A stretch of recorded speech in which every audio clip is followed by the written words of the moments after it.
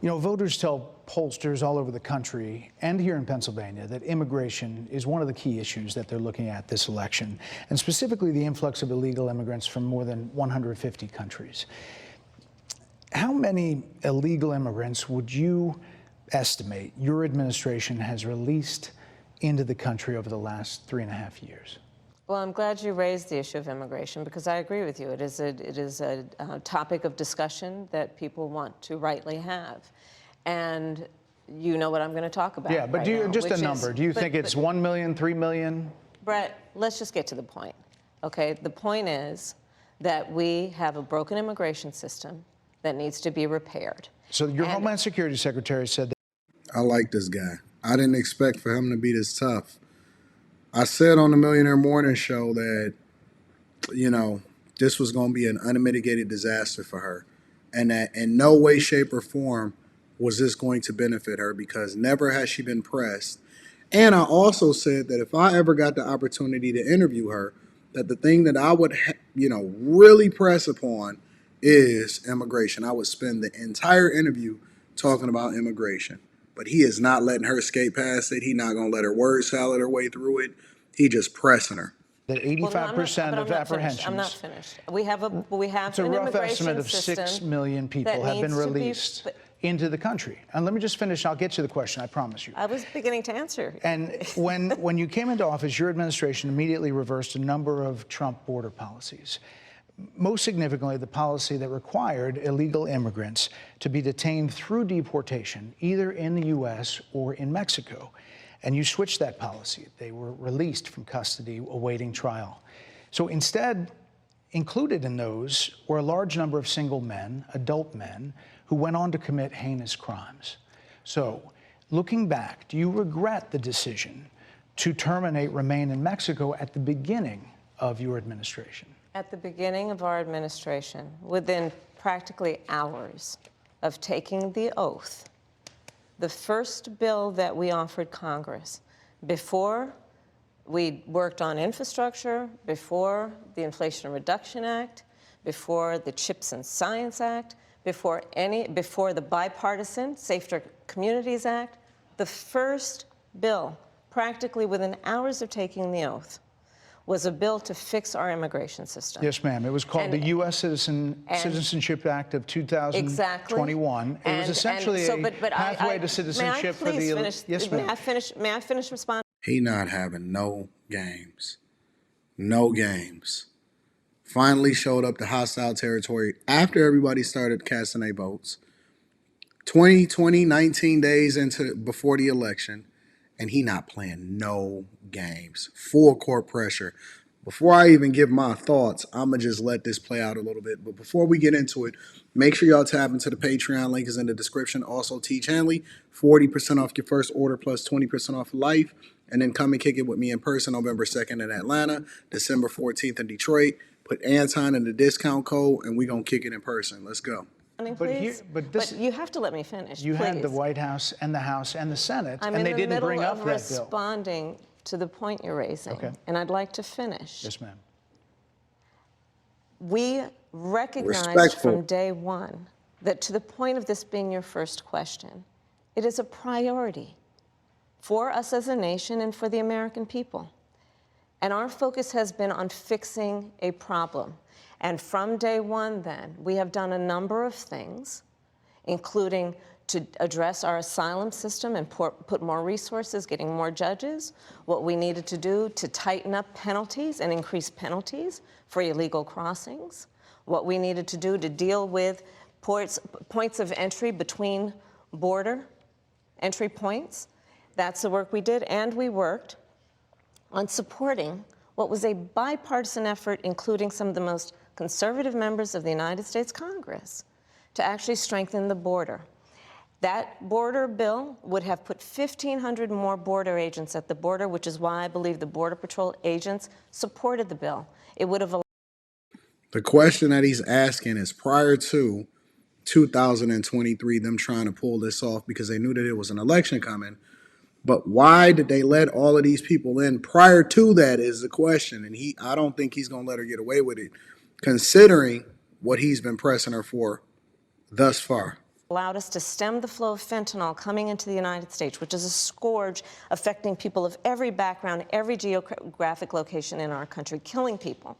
It would have allowed us to put more resources into prosecuting transnational criminal organizations, which I have done as the Attorney General, former Attorney General of a border state. Madam Vice President, a couple of things. Prosecuted trafficking of drugs, guns, and human beings. And Donald Trump, but let me just finish. Six Democrats voted against that bill. Learned about that bill and told them to kill it because he preferred to run on a problem instead of fixing a problem. And in this election, this is rightly a discussion that the American people want to have. And what they want are solutions, and they want a president of the United States who's not playing political games with the issue, I hear you, but actually is focused on fixing it. 6 Democrats voted against that bill. It would have allowed 1.8 million illegal immigrants into the country a year. A lot of conservatives had a problem with it.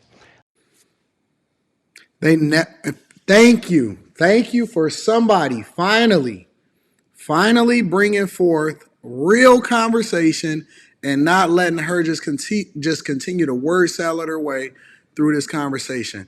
Let's get to it. I love this. These are the 6 Democrats. But more importantly, back to the original premise, Jocelyn Nungary, Rachel Morin, Laken Riley, they are young women who were brutally assaulted and killed by some of the men who were released at the beginning of the administration, Never well had to before address this. a negotiated bipartisan bill. Former President Clinton actually referred to Laken Riley Sunday campaigning for you in Georgia, saying if those men had been properly vetted, Laken Riley probably would not have been killed. So if it wouldn't have happened, this is well before any negotiation. This is well before Donald Trump got involved in the politics. This is a specific policy decision by your administration to release these men into the country. So what I'm saying to you, do you owe Brett, those families an apology?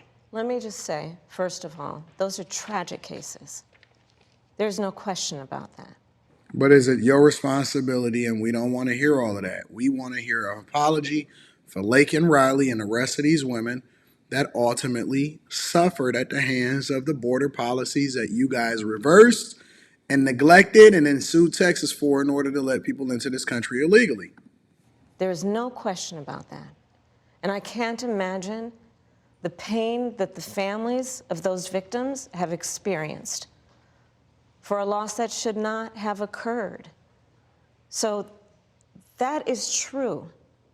It is also true that if a border security had actually been passed 9 months ago, it would be 9 months that we would have had more border agents at the border, more support for the folks who are working around the clock trying to hold it all together. Madam Vice President. To ensure that no future harm would occur. And this election in 20 days will determine whether we have a president of the United States who actually cares more about fixing a problem, even if it is not to their political advantage in an election, because there was a solution, Brett. Madam Vice President, it was a policy decision in the early part of your administration. I will let one of the mothers talk about it. Take a listen. Because of the Biden-Harris administration open border policies catch and release, they were enrolled. They brought clips. They brought all of that. Oh my God. I told y'all this was going to be a disaster for her. Whoever running her campaign is really failing her at this time. Enrolled in the Alternatives to Detention program. This meant that they were released into the United States. It was not even a full 3 weeks later that they would take my daughter, Jocelyn Nungary's life. I believe the Biden-Harris administration open border policies are responsible for the death of my daughter. That's the early days. So do you owe them an apology is what I'm saying. I will tell you that I am so sorry for her loss. I am so sorry for her loss, sincerely. But let's talk about what is happening right now with an individual who does not want to participate in solutions. That's it. My bad. Let's move on. Let's talk about that as well. But do you want to answer in her? all fairness, I told you, I feel awful for what she and her family have experienced. During that time, you said repeatedly that the border was secure. When in your mind did it start becoming a crisis? I think we've had a broken immigration system transcending, by the way, Donald Trump's administration even before. Thank you for finally not blaming Donald Trump for what y'all did at the border, because y'all been in the White House for 12 of the last 16 years. Let's all be honest about that. I have no pride in saying that this is a perfect immigration system. I've been clear, I think we all are, that it needs to be fixed.